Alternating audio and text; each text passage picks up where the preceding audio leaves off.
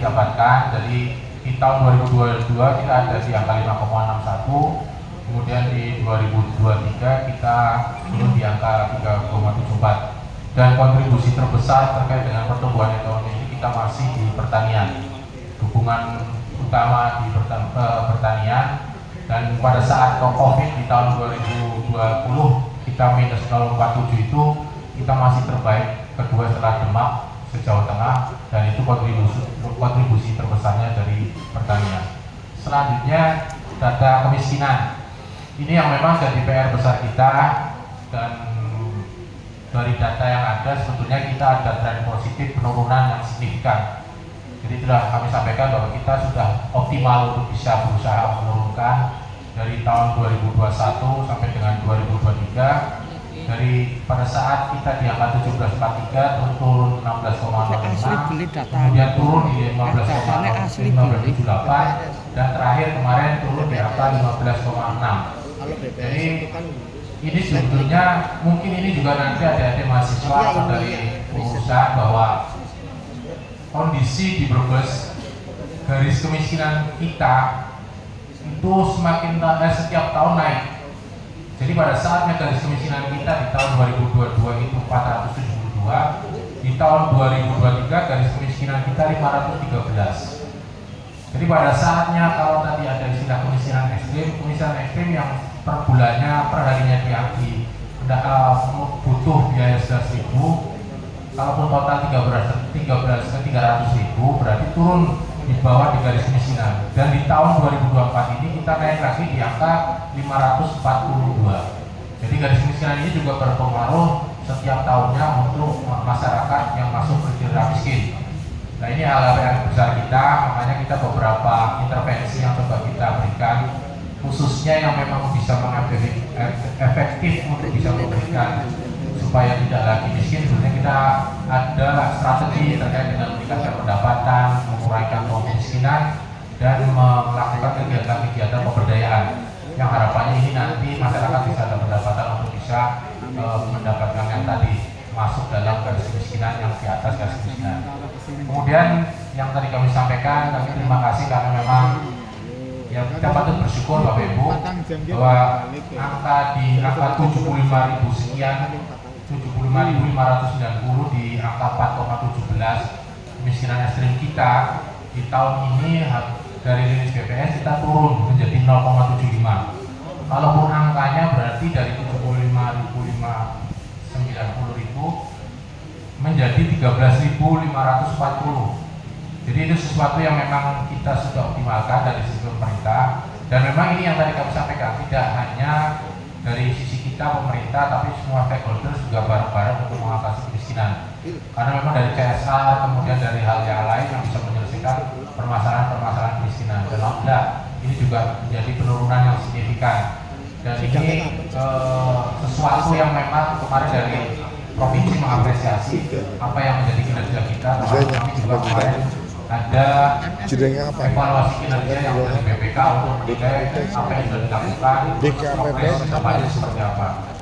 Dan terkait dengan ini juga kemarin DKPP kapan bidangnya? Kami di Bapeda itu kan di Bapeda sudah menyusun dokumen perencanaan tadi kami sampaikan RPJPD 20 tahun ke depan. Dan di situ isu permasalahan masih kemiskinan, masalah stunting, masalah pengangguran. Dan ke depan kami juga sedang menyiapkan RPJMD, rencana pembangunan jangka menengah daerah, yang nanti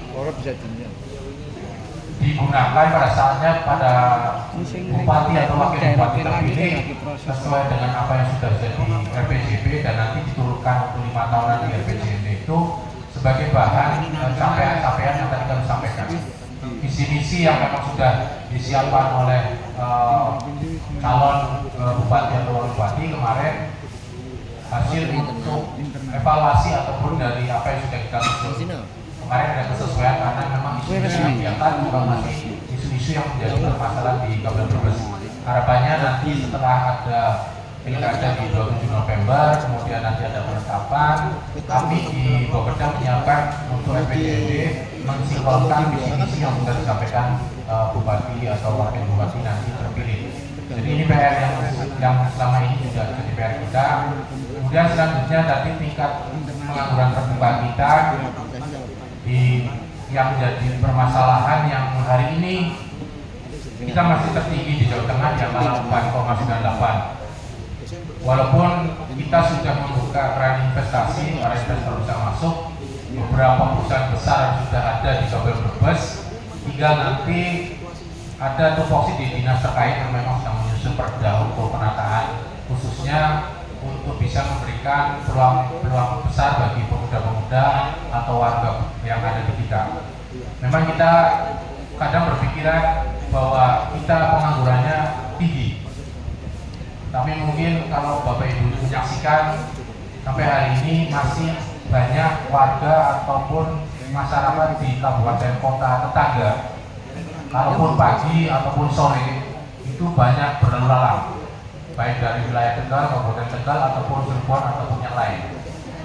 Sebenarnya ini juga jadi pemikiran kita, kenapa mereka mencari pekerjaan di sini, malah kita penganggurannya tinggi. Sebetulnya berarti kan sebenarnya perusahaan itu ada yang membutuhkan banyak karyawan, dan sebetulnya betul memang perusahaan itu membutuhkan banyak karyawan. Tapi memang kemarin dengan kebijakan Pak PJ menginginkan pada saatnya ada investor yang masuk bisa berharap untuk tenaga laki-laki itu diprioritaskan atau pekerjaan-pekerjaan yang terkait dengan pekerjaan laki-laki, karena sampai saat ini masih didominasi oleh perempuan. Ini memang jadi PR besar ini kita. pabrik kabel, pabrik motor, moga-moga nanti bisa ada sih. kemudian selanjutnya terkait dengan IPM yang sudah disampaikan bahwa IPM kita, kondisi IPM kita alhamdulillah sudah kita tidak lagi di nomor buncit di 35 dan di angka 33. Itu juga kemarin hasil kerja kita semua, dan kita banyak dukungan termasuk dari para sesepuh, para senior, para pemikir, para tadi kalau dewan pakar, dewan pembina banyak memberikan masukan, termasuk memang PR besar kita ini sebagai laporan atau sebagai mungkin nanti bahan diskusi. Permasalahan rata-rata lama sekolah kita itu masih rendah, harapan lama sekolah kita masih rendah. Makanya kita ada program ATS, anak tidak sekolah, program yang memang menjadi sesuatu yang memang harus menyelesaikan anak-anak yang tidak sekolah atau melanjutkan sekolah. Kemudian ada program dewasa tidak sekolah. Ini juga dalam rangka mereka yang selama ini masih tadi rata-rata mereka di usia 12 di pendidikan masih SD, harapannya bisa meningkatkan untuk tingkat jenjang SMP ataupun SMA. Makanya tadi ada ATS bagi mereka yang tidak melanjutkan. Kita semua jajaran dari pemerintah kabupaten sampai tim pemerintah desa berusaha untuk bisa mencari anak-anak kita ataupun yang mereka yang tidak melanjutkan sekolah, termasuk yang di usia di atas usia 25 yang selama ini mungkin mereka tidak melanjutkan. Dan ini program PKBM sudah berjalan, harapannya nanti bisa menyelesaikan permasalahan-permasalahan yang ada. Selanjutnya Bapak Ibu semua, terkait dengan apa yang tadi kami juga disampaikan bahwa PR besar IPM ini yang memang tadi disampaikan, walaupun ada kenaikan tapi tidak ada kurang signifikan. Jadi harapannya nanti kalaupun nanti kolaborasi sinergitas dengan yang kami sampaikan, semoga bisa terselesaikan. Kemudian yang poin kedua terkait dengan kolaborasi, saya kira jadi tema kita. Moga-moga nanti dengan kolaborasi awal kami tadi diskusi dengan Profesor Pak Atmo, moga nanti dari ketua terpilih bisa koordinasi, karena tadi kami ditanyakan mungkin dari Kesbang sudah pulang ya, karena dulu KPMBB kata Pak Atmo memang ada anggaran yang diberikan oleh pemerintah kabupaten. Data yang sekarang ini yang nanti jadi kalaupun setelah pengumuman monggo nanti caranya Profesor supaya nanti audiensi ke Kesbangpol supaya nanti bisa ada kepastian kalaupun nanti dengan keputusan yang ada dengan didaftarkan ataupun nanti tercatat, termasuk tadi ada hal yang memang diberikan kalaupun nanti secara kebijakan, secara aturan bisa diberikan untuk KPMBB. Kemudian hal lain saya kira terkait dengan sebaran penduduk berdasarkan pendidikan yang tadi kami sampaikan, bahwa data yang ada dari jumlah lulusan SD tadi yang sampaikan, SD Derajat itu kita masih tinggi, jadi di angka 36,46%, di angka 748. Makanya tadi ada program ATS dan DTS ini yang menjadi PR kita. Kemudian jumlah penduduk yang baru menamatkan pendidikan dengan angka 313 atau 15,24% dari total pendidikan Kabupaten Brebes. Ini data-data yang kita dapatkan, dan ini sebetulnya tadi untuk dongkrak IPM memang RTL atau rata-rata nama sekolah sama harapan nama sekolah itu kita masih sangat sulit untuk bisa ngangkat. Kalaupun kemarin dari derajat kesehatan usia angka harapan hidup kita bisa angkat.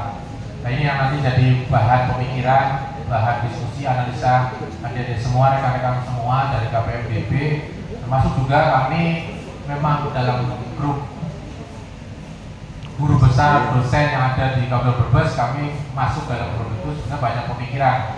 Kami sebenarnya juga sudah share terkait dengan waktu penyusunan RPJP kita. Memang kami belum tinggi, cenderung lebih terlatih dalam mengolah informasi, berpikir kritis, sistematis dan logis. Harapannya dalam nantinya dengan pemikiran ini bisa untuk meningkatkan apa yang menjadi PR kita. Kemudian peran yang lain saya kira nanti dengan kemampuan kritis ini akan menunjukkan gagasan yang kreatif atau inovasi. Kemudian terakhir